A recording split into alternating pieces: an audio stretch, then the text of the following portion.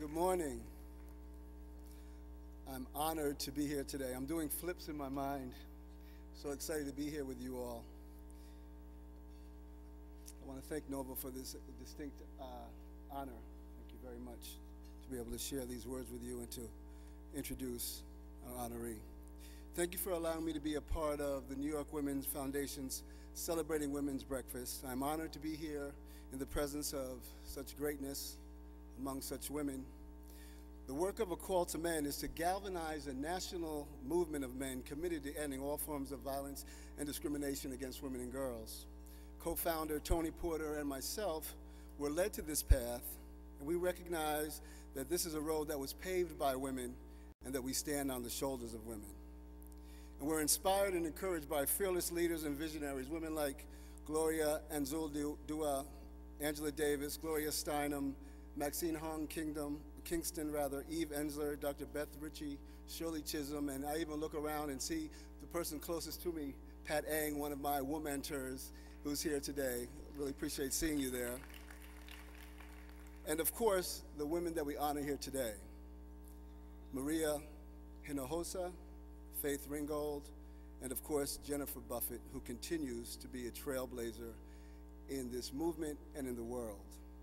When we began A Call to Men, women were understandably skeptical and cautious of a men's organization.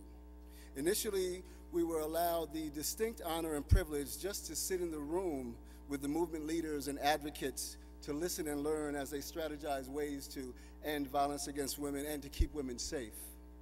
Then later, when they saw that we were indeed sincere and well-meaning, we were invited again, but this time to participate as allies.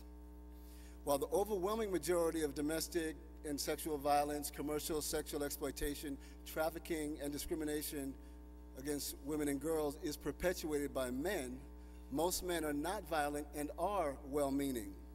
But we are silent about the violence and the oppression that women experience at the hands of men, and that silence is as much of the problem as the violence and discrimination itself. Our role is to challenge the behavior and the attitudes of men, being clear that women do not need to be rescued or saved. Women are more than capable, and men are not. And when men are not violent, abusive, and oppressive, safety will take care of itself. We accept and own that it was our responsibility to end violence and discrimination against women and girls, realizing that it was time for men to do some of the heavy lifting that women have been doing to survive within the patriarchy. At A Call to Men, we recognize and know that our liberation as men is directly tied to the liberation of women. A Call to Men is committed to ending sexual exploitation and trafficking. We, as well as Jennifer and other leaders working to end sex trafficking, have come to realize that the way to stop and prevent the human rights crisis is by ending demand. Men who buy the bodies of women and girls in prostitution are the economic engine of this multi-billion-dollar industry. This industry makes more money every year than the NFL, NBA, and Major League Baseball combined. A Call to Men, together with Man Up, are calling on the New York City Police Department to help end to help end demand in New York City by holding sex buyers or sex industry buyers accountable. Unfortunately, the opposite is happening right now. Instead of arresting sex industry buyers, our law enforcement system is re-victimizing the victims, arresting trafficked and prostituted women and girls, leaving the Johns free to prey on the most vulnerable women among us and girls among us. So A Call to Men and Man Up are circulating a petition to Commissioner Kelly, who we believe is doing the best job he knows how to do, but we need to inform him of what needs to be done, to urge him, because it's about inviting, not indicting, to urge him to change the way the NYPD responds to sex trafficking. And you can find that petition, if you don't mind just making a note of this, change.org. And this is something also you can share with men in your life, that this is something they can do right now, concrete. Just go on and click the petition, change.org. We hope that you'll join us in the campaign to end demand and ultimately sex trafficking in our city. Now to honor our very special guest. so happy to be here to celebrate Jennifer Buffett. Jennifer, yes, please.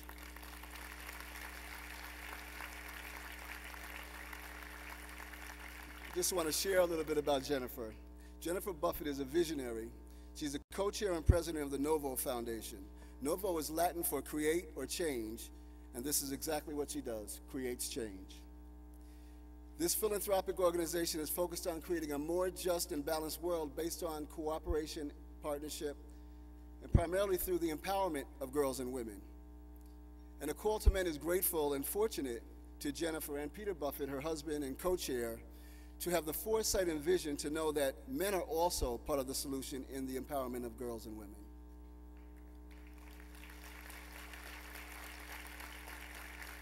And a big part of that is us not disempowering them.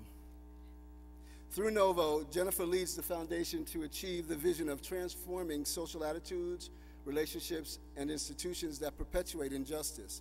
Under Jennifer's leadership, Novo is a major philanthropic partner with the Nike Foundation, fueling the girl effect, the social and economic change brought about when every girl has the power to participate equally in her community. In 2010, Jennifer was selected by President Clinton to be a founding member of CGI LEAD, the Clinton Global Initiative's Young Global Leaders cohort. Jennifer and Peter are both recipients of the Clinton Global Citizen Award and Visionary Leadership Award, or for Visionary Leadership. Also in 2010, the Ms. Foundation for Women honored Peter and Jennifer's philanthropic boldness and commitment with the Gloria Steinem Award. And boldness is right, because she and Peter are the cutting edge for innovation and inspirational philanthropy. Barron's ranks them in the top 25 lists of most effective philanthropists.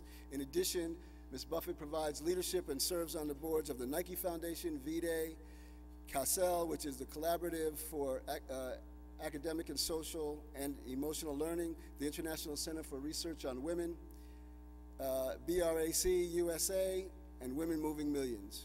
Jennifer's work in philanthropy began in 1997, and if you know Jennifer, then you know that she does all of this with great humility and tremendous grace.